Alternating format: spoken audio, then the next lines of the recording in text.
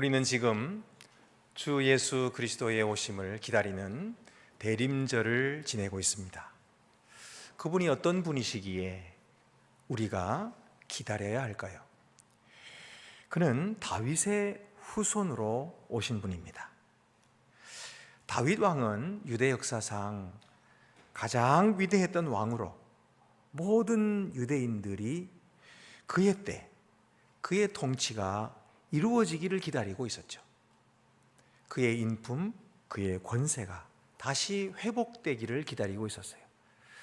그래서 예언자들이 예언한 메시아가 다윗의 후손으로 올 것이다 하신 이 말씀을 믿고 기다렸던 것입니다. 여러분, 저는 오늘부터 다윗의 후손으로 오시는 이라는 이 주제를 가지고 4번에 걸쳐서 성탄절까지 말씀을 전하려고 합니다. 오늘은 그 첫 번째 시간으로 무비보셋이 받은 은혜입니다. 다윗을 죽이려고 쫓아다녔던 사울 왕이 죽고 다윗이 왕이 되었을 때에 다윗은 신하들을 불러서 말했습니다. 사울 왕의 집에 속한 자가 아직도 있느냐? 이 말을 신하들이 들었는데요, 사실 이 말은 아주 끔찍한 말입니다. 살벌한 말이에요. 왜냐하면 그때 당시에 왕들은 자기가 왕이 되면 자기의 왕위를 지키기 위해서 이전의 왕들을 다 죽였어요. 그리고 그의 가족마저도 몰살시키는 일이 흔했던 것입니다. 그러니 다윗이 이전의 왕 사울 왕의 집에 속한 자가 아직도 남아있느냐? 이 말은 남은 자를 다 찾아서 죽이겠다는 그런 말일 수가 있거든요. 그러니 얼마나 사람들이 벌벌 떨었겠습니까? 그때 사울의 집에 종이었던 시바가 불려 나왔어요. 그리고 같은 질문을 들었을 때에 그는 무척 두려웠을 것입니다. 드디어 올 것이 왔구나, 이렇게 생각하고 사실대로 말하지 않을 수가 없었어요. 그래서 요나단의 아들 한 사람이 살아남았다. 그리고 그가 지금 저 시골에서 아무도 모르는 곳에 살고 있다고 그 장소까지 다 알려주었어요. 그런데 다윗이 이렇게 질문한 까닭은 그런 사울의 후손을 다 잡아 죽이려고 하는 것이 아니었어요. 오히려 사울의 후손을 찾아서 그를 살려주고 건져주기 위해서예요. 그래서 오늘 9장 1절 말씀 보면은 뭐라고 하냐면, 사울의 집에 아직도 남은 자가 있느냐? 내가 요나단으로 말미암아 그 사람에게 은총을 베풀리라. 다윗의 마음은 은총을 베풀려고 하는 거예요. 비록 그가 적의 집안이었고 적의 후손이었다 할지라도 그에게 은총을 베풀려고 하는 마음에서 그를 찾았던 거죠. 오늘날에 많은 사람들이 하나님이 나를 부르시는 것을 두려워합니다. 하나님이 나를 부르시면은 나의 죄를 찾으시고 나의 잘못한 것을 들추 것이고 그리고 나를 심판하고 정죄하실 것이다. 그렇게 하지 않는다고 해도 나같이 옳지 못한 자가 어떻게 하나님 앞에 가겠느냐? 그러면서 하나님께 나오기를 두려워하는 것입니다. 그러나 사실 하나님은 그런 분이 아니심을 우리가 잘 알고 있잖아요. 하나님의 뜻은 이 세상 사람들을 심판하시고 죽이시려고 하는 것이 아니에요. 멸망시키려고 하는 것이 아니고 하나님은 이 세상의 모든 사람들을 사랑하십니다. 이 세상의 모든 사람들을 위하여 자기의 독생자를 보내셨어요. 그리고 이 세상 모든 사람들의 죄를 대신 담당케 하시고 그를 십자가 위에 내어주시기까지 세상 사람들을 사랑하신 하나님입니다. 그래서 오늘 우리가 읽은 요한복음 3장 17절에 예수님께서 말씀하시기를 하나님이 그 아들을 세상에 보내신 것은 세상을 심판하려 하심이 아니요 그로 말미암아 세상이 구원을 받게 하려 하심이라. 그렇습니다. 우리 하나님의 뜻은 이 세상의 모든 사람들을 구원하여서 하나님의 평화와 하나님의 사랑이 가득한 하나님 나라 백성 되게 하시고 영원한 천국의 유업을 주시려 하시는 것입니다. 우리는 그 사실을 깨닫고 믿음을 고백하고 세례를 받은 하나님의 거룩한 자녀들이 되었어요. 오늘도 우리가 주님 앞에 나온 것은 바로 이 사랑의 하나님을 믿기 때문이에요. 성경에서 말씀하신 이 귀한 은혜의 하나님을 사모하여서 나온 것입니다. 그러므로 세상 사람들에게 이 사실을 알려줄 필요가 있어요. 하나님은 사랑이시다. 하나님은 사람들을 지옥에 보내시는 분이 아니시다. 우리가 흔히 회개하면 용서하신다 이렇게 말하지만 엄밀히 말하면 그 말은 틀린 말이에요. 하나님은 회개하면 용서하시는 것이 아니고 회개하기 전에 이미 용서해 놓으셨어요. 여러분, 우리의 죄가 언제 용서받은지 아세요? 우리의 죄는 우리가 예수를 믿고 회개할 때 용서받은 것이 아닙니다. 이미 예수 그리스도께서 십자가를 지실 때 2000년 전에 십자가 위에서 예수님이 다 해결해 놓으신 줄로 믿으시기 바랍니다. 아멘 소리가 약해요. 다시 한번 연습해 봅시다. 믿습니까? 감사합니다. 제가 힘이 없어요. 여기서 큰 소리 친다 그래가지고 목사가 하라는 대로 다 하실 것도 아니고. 그러나 여러분, 오늘 우리가 이 자리에 온 이유는 하나님께 영광을 돌리러 왔어요. 사람이 마음으로 믿어 의에 이르고 입으로 시인하여 구원에 이르느니라. 이 마음의 믿음과 입으로 시인 표현하는 것은 하나예요. 입으로 시인하지 않고 끝까지 참으면 이것은 내 마음에 믿음이 있는지 없는지 하나님이 알지 못하시는 거예요. 의심하시는 거예요. 네가 사람들 앞에 나를 안다고 시인하면 나도 아버지 앞에서 너를 안다고 시인하리라. 주님께서 약속해 주셨거든요.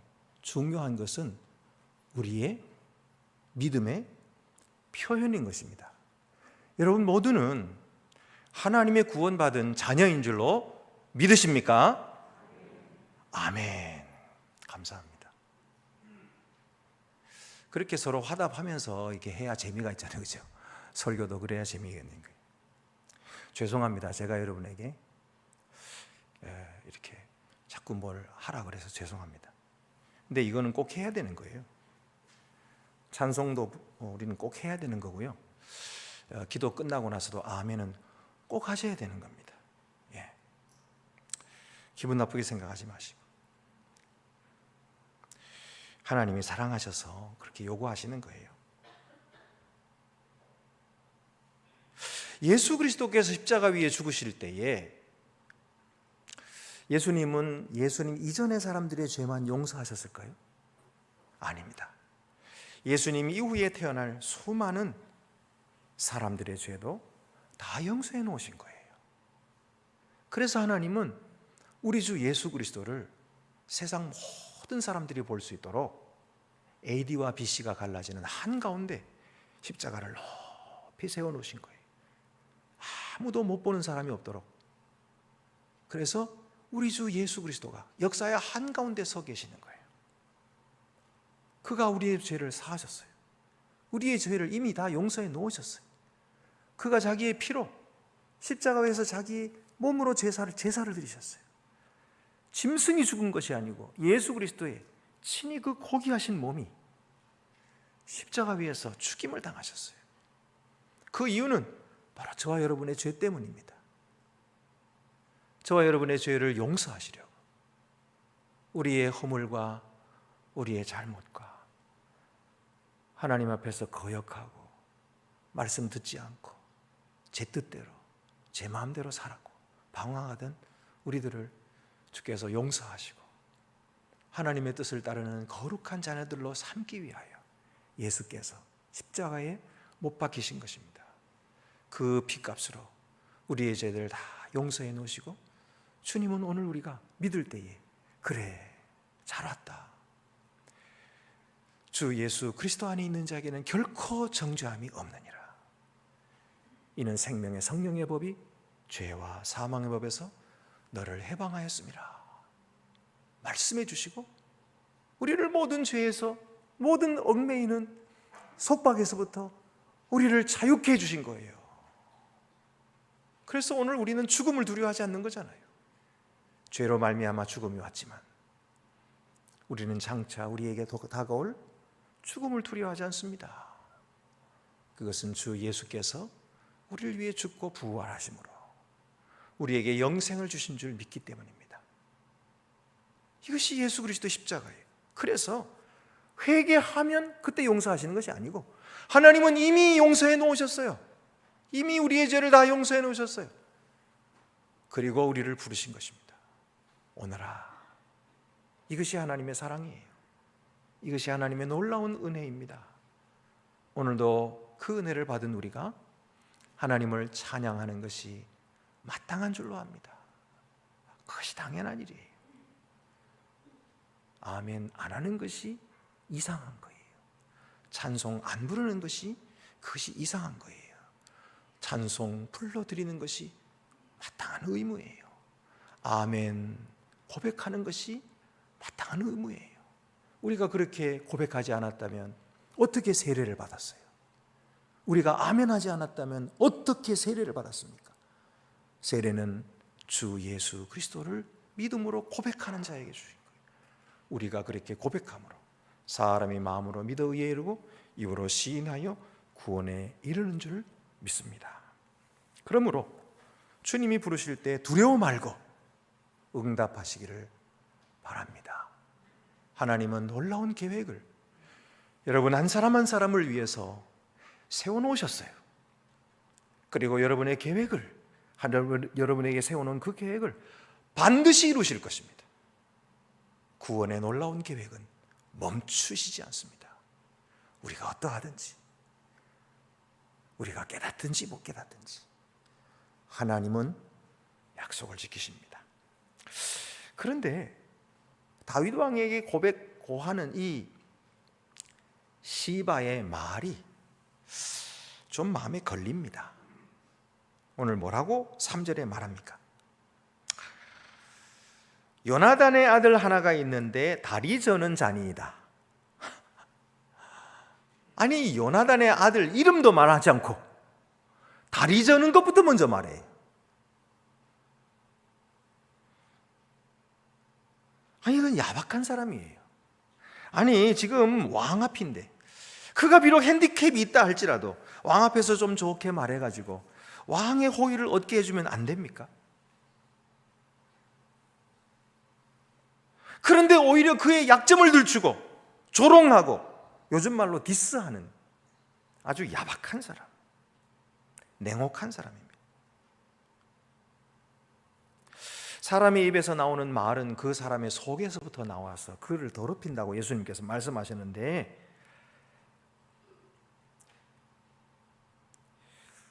이 시바의 마음속에는 뭐가 들어있는지 우리는 알 수 있을 것 같아요. 시바는 사람을 외모로 판단하고 참소하는 그런 사람들이었던 거예요. 외모로 사람의 등급을 매겨버리는 그야말로 세상적으로 철저히 오리엔테이션 된 사람이었던 것입니다. 우리도 이런 사람들에게 많은 상처를 받지 않습니까? 사람들 앞에서 우리를 좀 알아주고 인정해주면 얼마나 좋겠어요.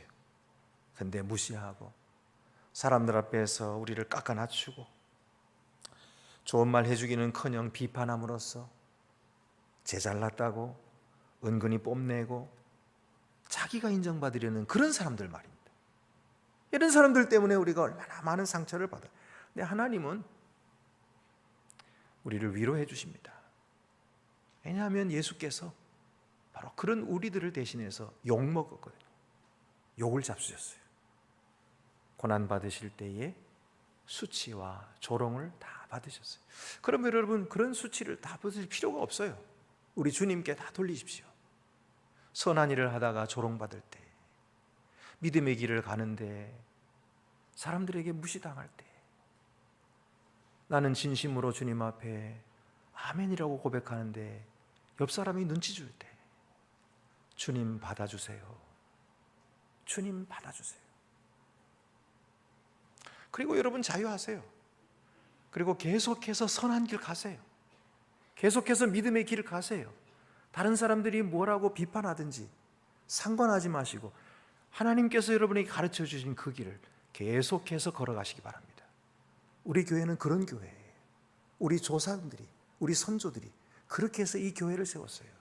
많은 핍박과 환난 속에서도 그렇게 세웠어요. 그러므로 우리도 그 믿음의 뒤를 쫓아가시길 바랍니다.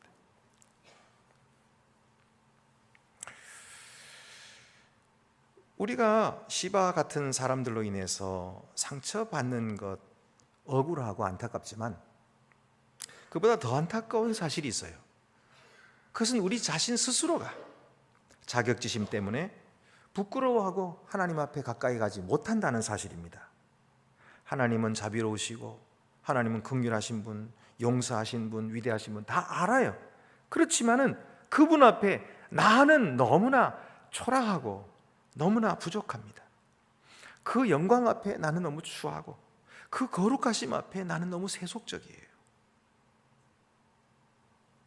그래서 이 비천한 자가 어떻게 하나님께 은혜를 받겠다고 감히 그 앞에 나가서 용서해달라는 말을 할 수가 있습니까? 그래서 스스로 포기하게 된다는 말이죠. 이것이 안타까운 일입니다. 그래서 오늘 거룩하게 되지 못해도, 온전하게 되지 못해도 주님 앞에 나오는 사람이 귀한 것입니다. 성숙하지 못해도 주님 앞에 나오는 그 생명이 귀한 것입니다. 하지만 무비보셋은 자기 처지에 수줍어할 여유가 없었어요. 다윗 왕의 명령을 받은 신하들이 군사를 끌고 마차를 가지고 무비보셋이 숨어 사는 로드발 암미엘의 아들 마길의 집에 들어가서 무비보셋을 데리고 왕 앞으로 왔기 때문에 왕이 무비보셋에게 물을 때 무비보셋은 얼마나 무서웠겠습니까? 이제 다 발각되고 말았구나, 나는 꼼짝없이 죽게 되었구나, 이렇게 생각하고 체념했을 것입니다. 살아날 희망이 보이지 않는데 어떡하겠습니까?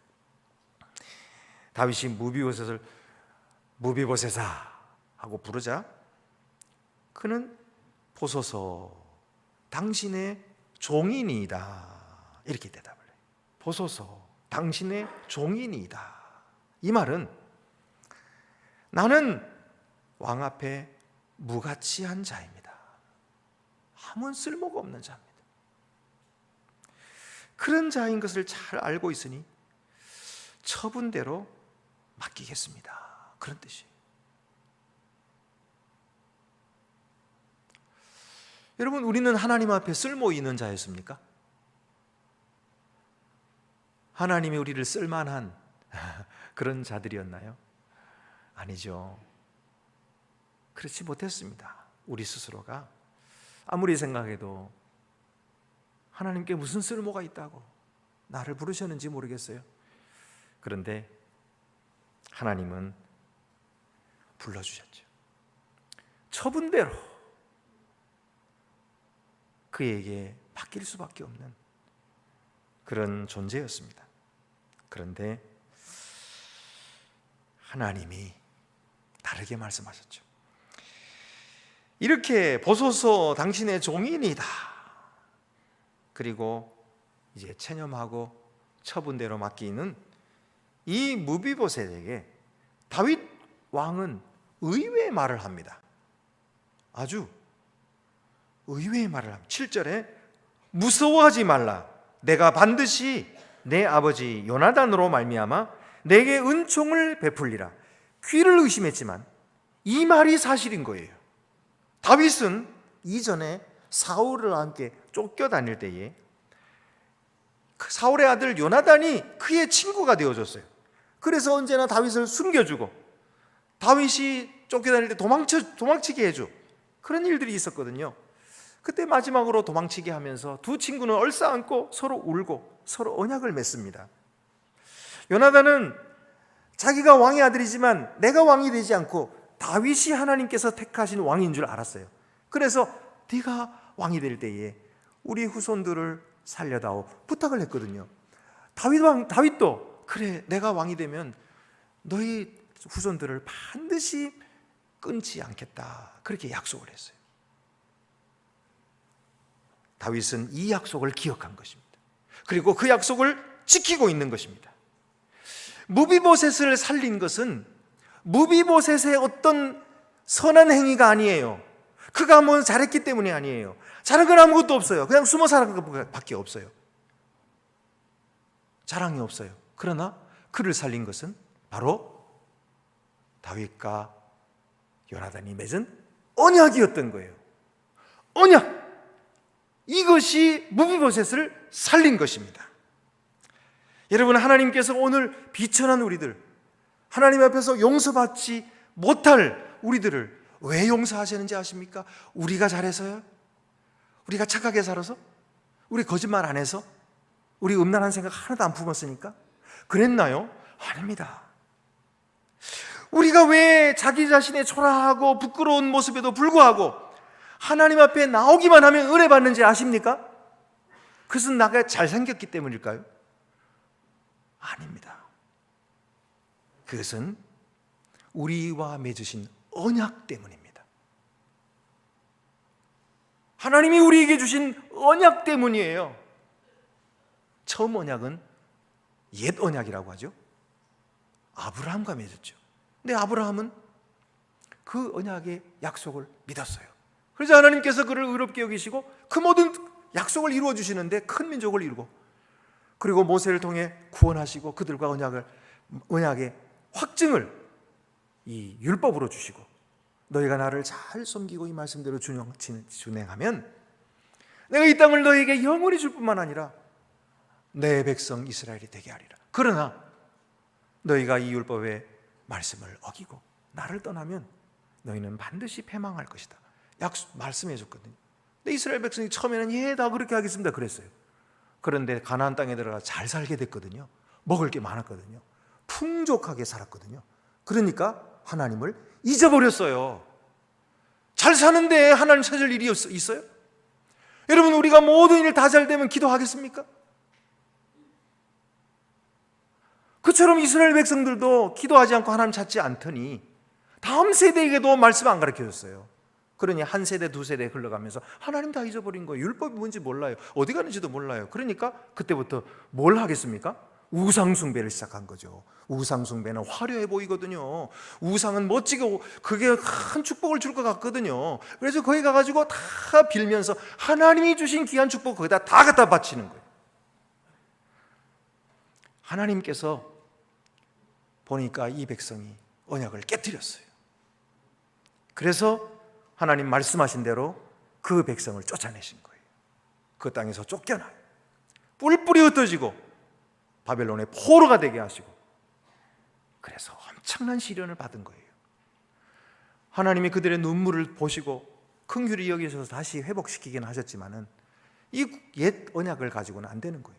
그래서 하나님께서 새로운 언약을 주셨는데 그것이 바로 우리 주 예수 그리스도를 통한 언약인 것입니다.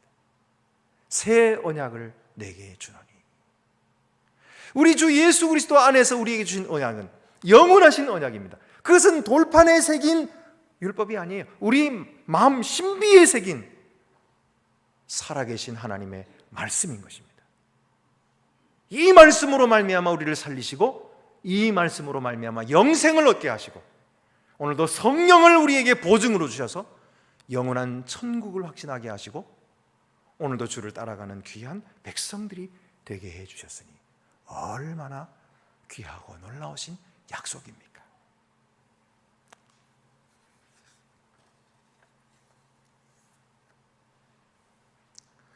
그래서 에베소서 2장 4절에서 7절 말씀은 긍휼이 풍성하신 하나님이 우리를 사랑하신 그 큰 사랑을 인하여 허물로 죽은 우리를 그리스도와 함께 살리셨고 너희는 은혜로 구원을 얻은 것이라.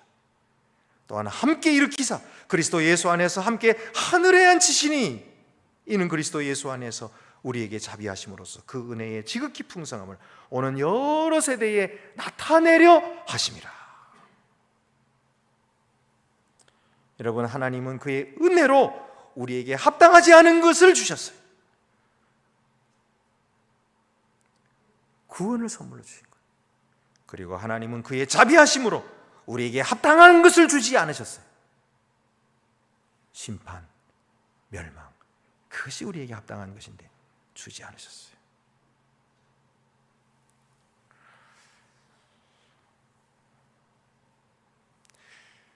다윗의 은혜로 살게 된 무비보셋이 벅찬 마음으로 고백하고 있습니다. 8절에 이 종이 무엇이기에 왕께서 죽은 개 같은 나를 돌아보시나이까.